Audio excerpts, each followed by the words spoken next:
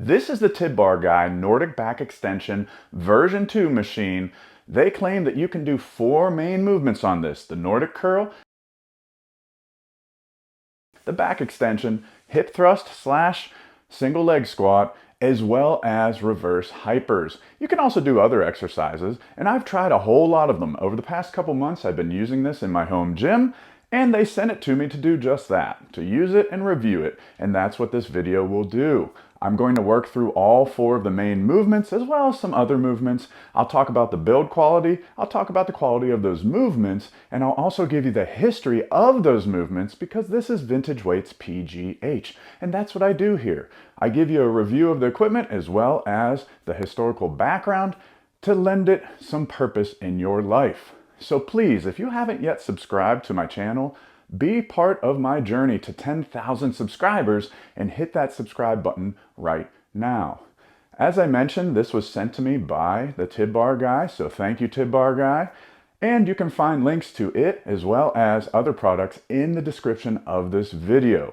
Shopping through those links, any of them, really helps support the channel, so I appreciate it. A couple months before I received my Nordic back extension version 2, Joe Gray had been putting a similar version to the test, and he broke it not once, but twice. I'll go through the point of failure on this bench when I get to that point in the video, but good news up front, they did address that issue that Joe Gray had, and they did fix it, which is why I'm able to safely balance on the end of this thing at 200 pounds and 6 foot tall. Now it's rated up to 500 pounds, so maybe I'll throw some weight on here a little later, but for now, just know that that issue has been fixed. You should also know that at the end of this video, I will compare this to other competitors' products and speak to who would be best with this product in their gym. But you should know that at this time, I'm going to suggest that you don't buy it. So hear why at the end of the video. It's still worth watching the video for the historical content and to see whether this product is well made for those 4 main movements, because it will be on sale in the future and it will probably have a purpose in your gym for some people. So let's get this party started with the first primary movement, the Nordic hamstring curl, the Russian hamstring curl, the Nordic curl. There's lots of names for it, but basically it's an eccentric hamstring curl. So this machine allows you to get into position, come down like this, and back up. Oh my gosh. And you feel it in your hamstrings. This was humbling. This was so difficult. I never really did these before. And if you've never done a hamstring curl before, a Nordic curl like this, I'm not talking on a machine hamstring curl, I'm talking like this, you're going to be humbled, I guarantee you, unless you're some kind of weird hamstring savant. I just completely cheated. At first, I was doing stuff like this, you know, hey, look, I did it. And I was bent at the hips and using my hands. I had this angle way up, which is fine to start, but I thought that was it. It's actually, the full version is all the way down, a complete flat bench. So really what you're shooting for is to have your abs hit first, to have your hands back, and then back up. Oh my goodness. So this right here is about where I'm at with a true, like, pretty good form. I'm sure you can drop comments about my form that are negative, but pretty good form compared to what I was doing, Nordic curl. You can start higher than that with this bench, which is nice. So the pop pin that is right down here, that is silver, you can raise this all the way up. And I really like that there are 5-degree increments here, 20 degrees through 45 degrees.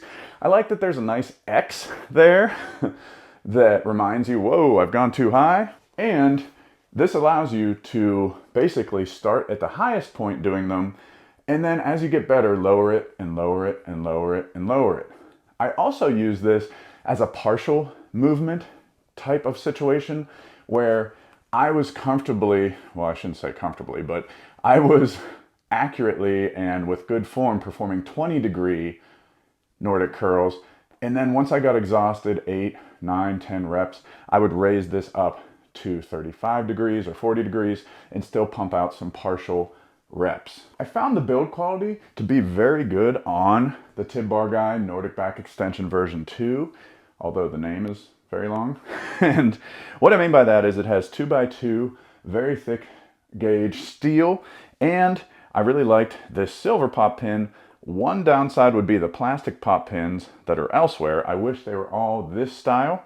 However, the pop pin that was prone to failure was this one up here for Joe Gray, I'm pretty sure, and that would bust and this thing would collapse. But then they reinforced this, the best I can tell looking at Joe Gray's video and comparing to what I have here, with some other points of steel that are in that area, and that prevented it from failing on me.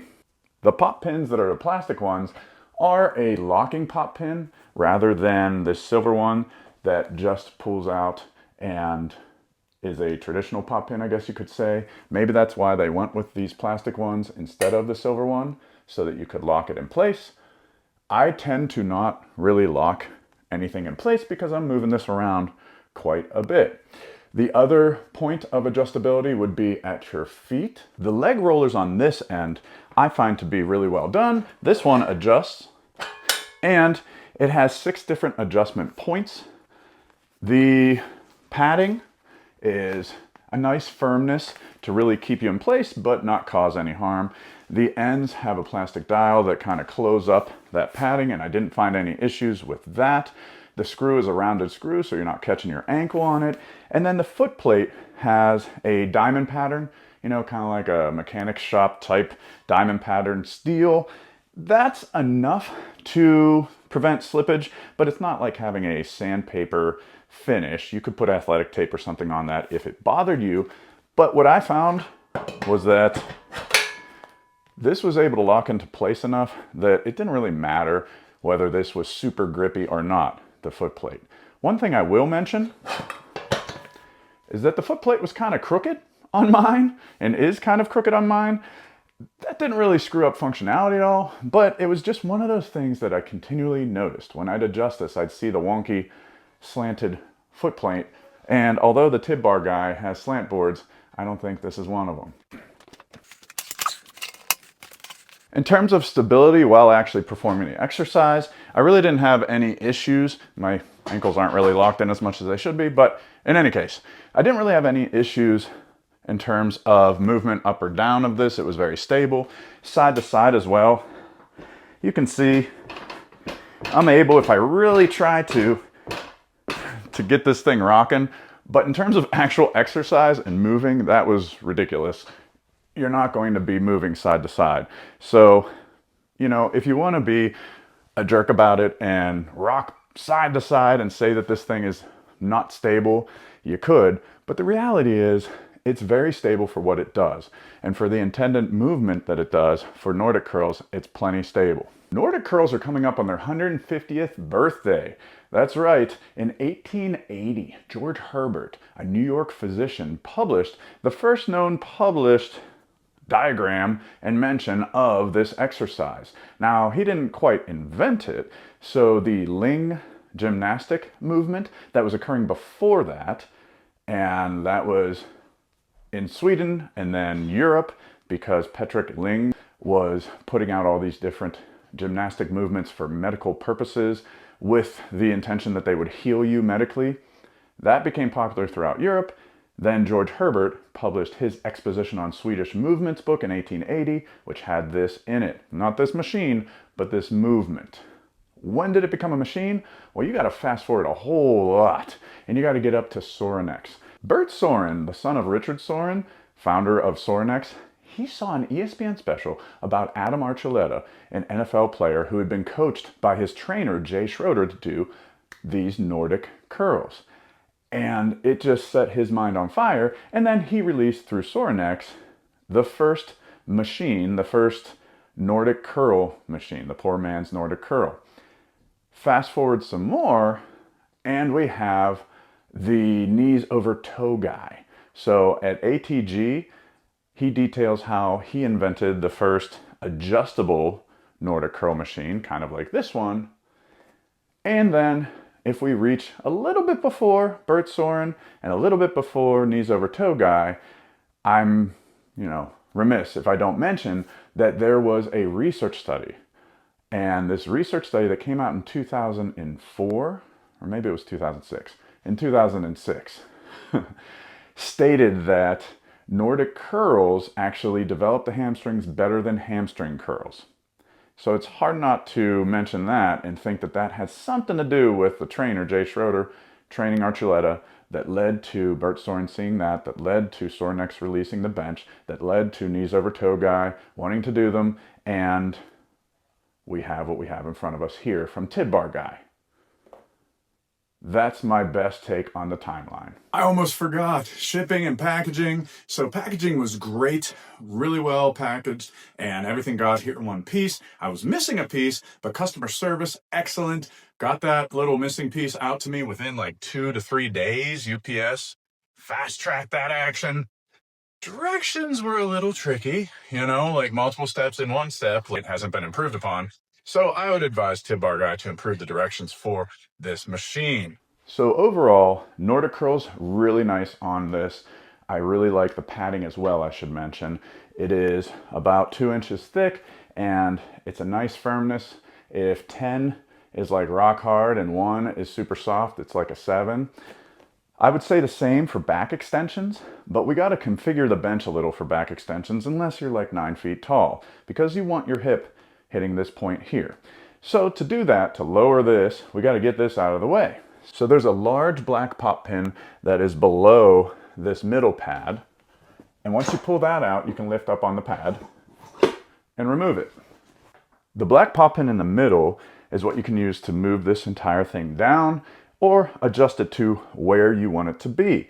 There's an X on here, which I think is really nice to show where you've gone too far if you're doing the back extension. So don't be alarmed if you notice that right away when you remove the pad. It's just letting you know that, hey, this is too far. You want to move it down. It is really nice to have so many adjustment points under here for this top pad. There are 12. What's not nice is that none of them are numbered. That's why I had to cut and then hit record again, is that I had to get underneath here and count the dots to get it down to the 7th one, because I know that the position I like with my height is the 7th position on here. Now that I've got it in position, everything is really nice in terms of a back extension.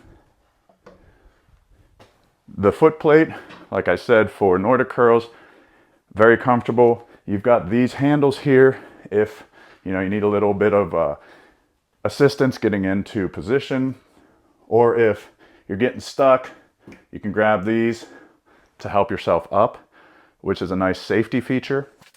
One thing I'll mention is that unlike competitors that have these handles as a dip station attachment type of thing, that's not really possible on the Tibar Guy, because even if I raise this all the way up, there was the X, there we go. So 45 degrees kind of is all the way up in this position.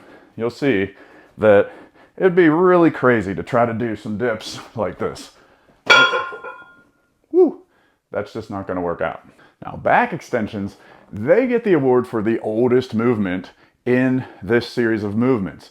Back extensions and lumbar spine work was done all the way back in ancient times. There's evidence of ancient Egyptian athletes and wrestlers using back extension movements. There's evidence of ancient Greek wrestlers and gymnasts doing this movement. Maybe not with a machine like this, but still doing the movement of a back extension. One note while I'm here is that I really like the curvature of this top pad for back extensions, and I like that the thickness is uniform throughout. As you're coming down in this position, you have just as much padding right here as you do up here. So that's a really nice touch. The stitching is well done throughout all of the padding on the machine. One point of improvement would be on the underside of this, because then there's just kind of like a fabric cloth that's stapled over top of this that I find it hard to believe I won't catch at some point in owning this and completely rip off, and then it will look kind of janky. Now moving this around your gym is quite easy.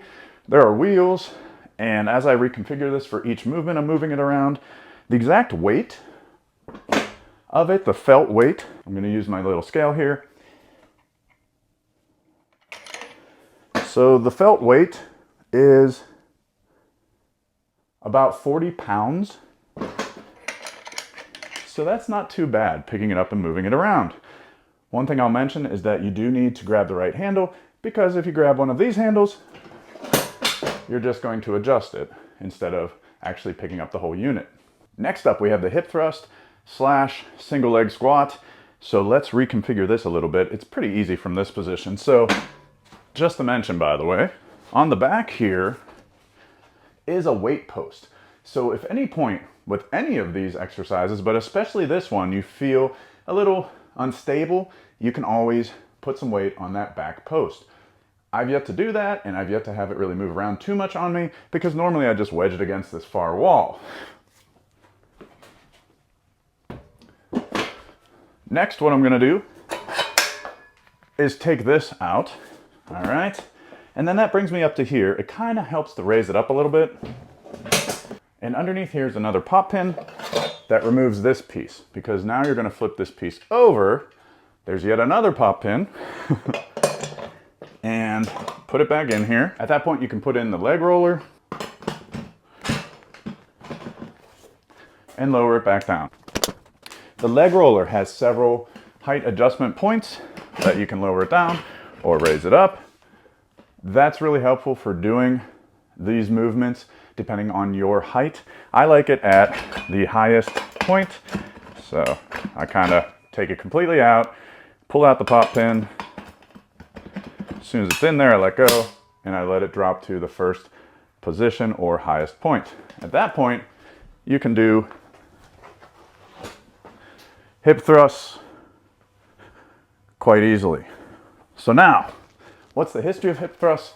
Oh man, it's a little controversial. So Brett Contreras, well-known figure online, physician, trainer, coach, inventor. He claims to have invented the first hip thrust, barbell hip thrust at least, machine in 2006.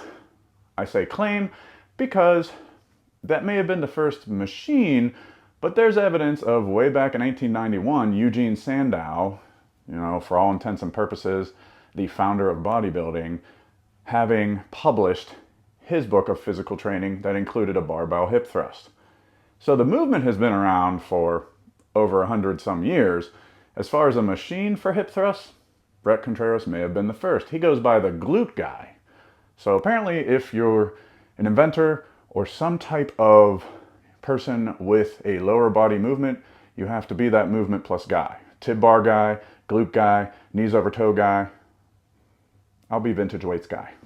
Almost as humbling as the Nordic curl would be Bulgarian split squats. Just saying, it strikes fear in the heart of lifters all over the world. So one leg up, and then you come down and back up. That was quick, not the best form, but the point is that it allows you, this machine, to stabilize that back leg. And that's where we come back to Bert Soren. So Bert Soren invented the single leg stand, I believe it's called, which is still sold by Sorenex. That was long before everyone was taking these leg rollers and attaching them to their racks. It pretty much innovated that concept, this leg roller concept that could be moved around and used for different purposes. That's not the invention of the movement though. The Bulgarian split squat, as you may have guessed, came from Bulgaria. So in the 1970s and 80s, in the heart of the Cold War, Bulgaria was a powerhouse in weightlifting, Olympic weightlifting. And then fast forward, in the 1990s, one of their coaches, Angel Spasov, was passing through the United States doing seminars on the best movements, the best training exercises for Olympic weightlifting. Kim Goss, a contemporary of Charles Poliquin, was the strength coach at the Air Force Academy. There we go, Air Force.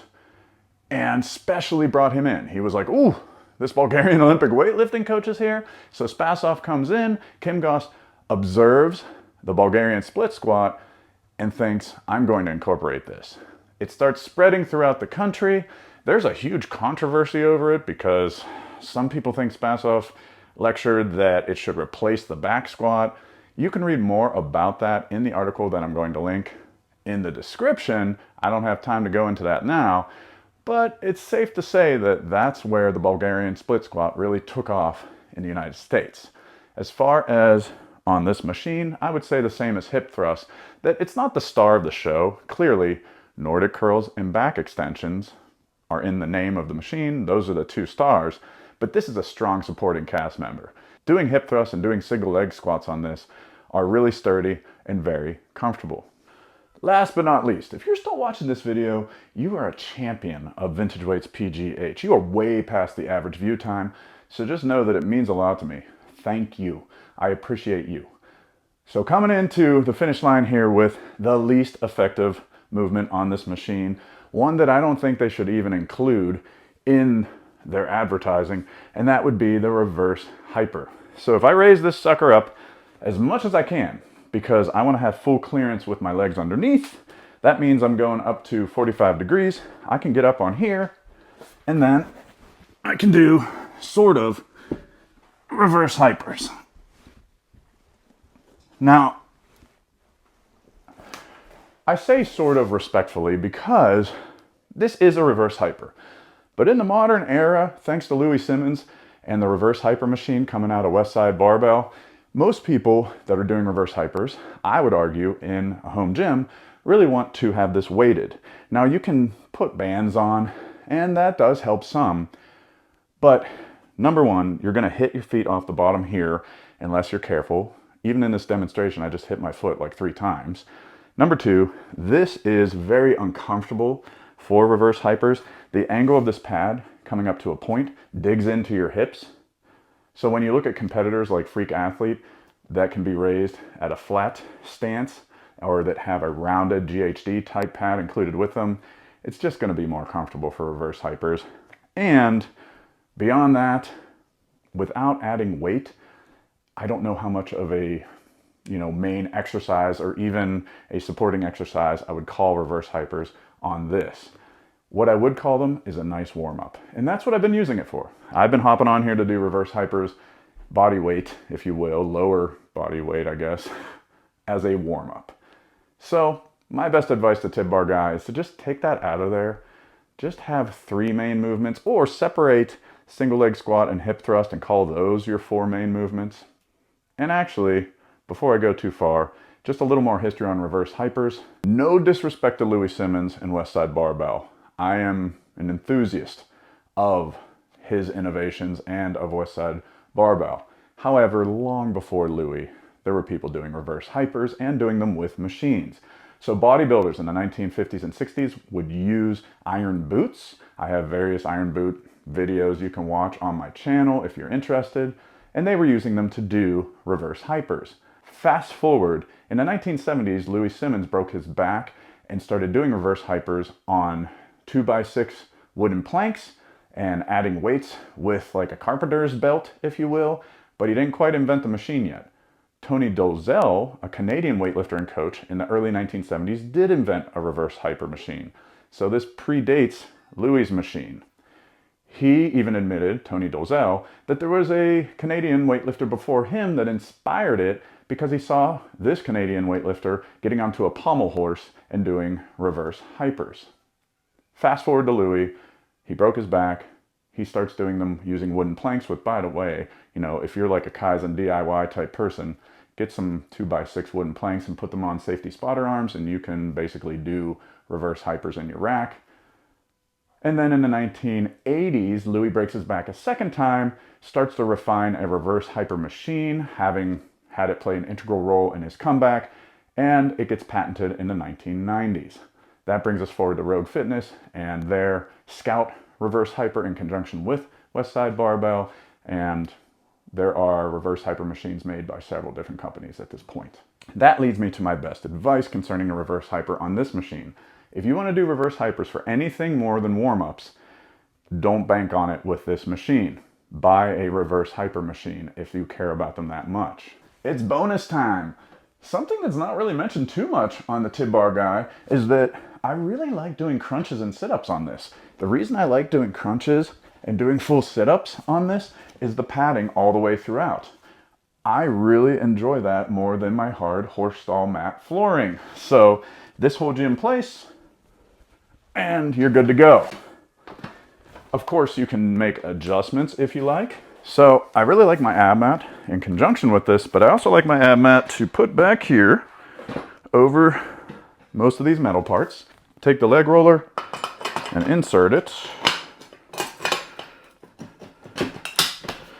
Go. Wiggle my legs under here. And then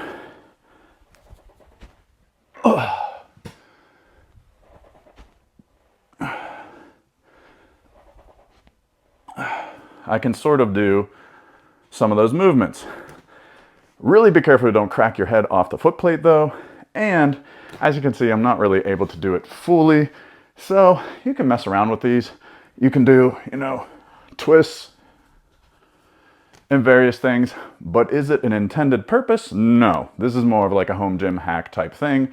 So do it at your own risk and don't hold the Tibar guy accountable. Speaking of home gym hacks, I'll also mention that this leg roller fits into my ATX bench, my ultimate bench from ATX, where I can do single leg squats and hip thrusts with my ATX bench. So if you have a bench that has a front or rear port, you might be able to use this in conjunction with it. Kind of a nice versatility piece. So this has some options in a home gym setting, and it has some strengths. If I lower it down, so when it's time to put this away, there is a nice feature. That would be that it stands up. So this is stored quite nicely. With that in mind, it would be nice if there was a locking feature so that it wouldn't come apart like this. Now it doesn't just sporadically come apart and attack me like a cheap bench that you stand upright. Where that happens tends to be whenever I'm grabbing hold of it to then lower it down. I grab it and it comes apart.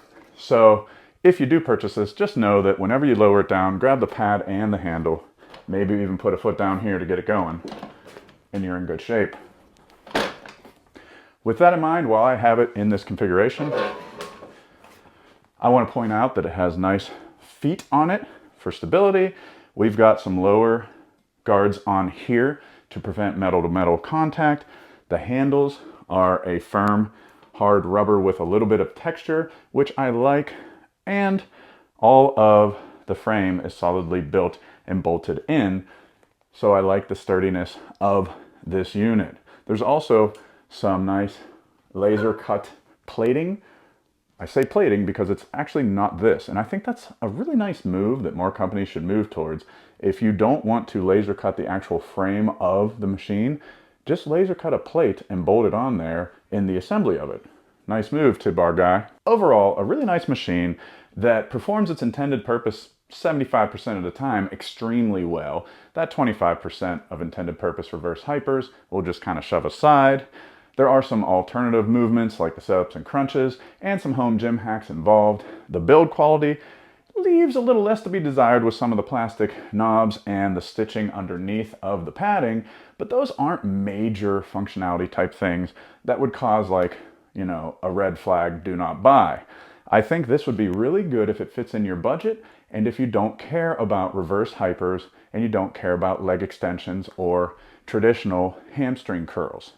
If you care about those, Freak Athlete, for much more money than this. This is currently on sale for $5.99, the Tibar Guy Nordic Back Extension version 2. It's Labor Day weekend. I'm sure that sale will go away and it will be back up to $6.99. However, Freak Athlete's Hyper Pro is much more expensive than that, and it's another $300 for the leg attachment, the leg developer attachment. If you want those things, then go with a Freak Athlete. If you don't care about a leg developer attachment, then maybe this is for you. Because this is less expensive than the Shogun, there are some build quality differences with the Shogun that are in its favor, but there are also some that are in the Tibar Guy's favor, like having 5 degrees of adjustment versus the Shogun's 15 degrees of adjustment. Less cost than this would be the Nordic bench. However, the Nordic looks quite unstable compared to this. It's much smaller, which to me at 6 foot tall means that it's not going to be as comfortable or as sturdy. So for $200 more, I think if I wasn't going to spend the money on a Freak Athlete or Shogun, this would be the one for me. The reason why I think even if you are like me and this is your budget and quality level that you want, you should hold off on buying, is that Tibar Guy informed me there's a new version coming out. So a friend told me that there was a new version of the Tibar Guy Nordic back extension coming out pretty soon, which I thought was weird. Like, why would they send me one to review if they're putting out a new one? So I emailed Tibar Guy and said I'd like to speak to this in my video, and they confirmed that yes, there is a new version coming out maybe in October of 2025. I say maybe because they said maybe, so we'll see.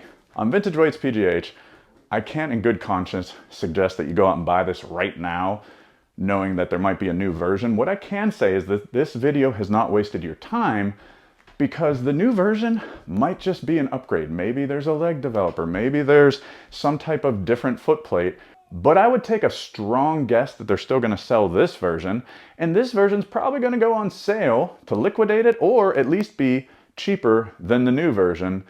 So if you're watching this video after the release of the new version, or if you're watching it leading up to the new version, I still think this video has some purpose in your life. I hope that it has served you well. Please drop a comment and let me know your thoughts on the historical background of these movements or on the bench itself. Whether you're going to purchase anything from Tibar Guy, whether it's the Nordic back extension or something else from them, a Tibar, please use the link in the description of this video. It earns me a small commission, it doesn't change the price to you, and it helps the channel. If you're not going to purchase anything, you can still help the channel by making sure that you subscribe, you like, and you comment, all that happy stuff. Thanks so much for watching. This is Rob at Vintage Weights PGH. Ooh! Special thanks. A lot of the historical content in this video came from physicalculturestudy.com. Check out Connor Heffernan's Physical Culture Study. It is such a great website with tons of strength history and very knowledgeable articles. So just a shout out to Connor. Thank you so much for the content that you produce.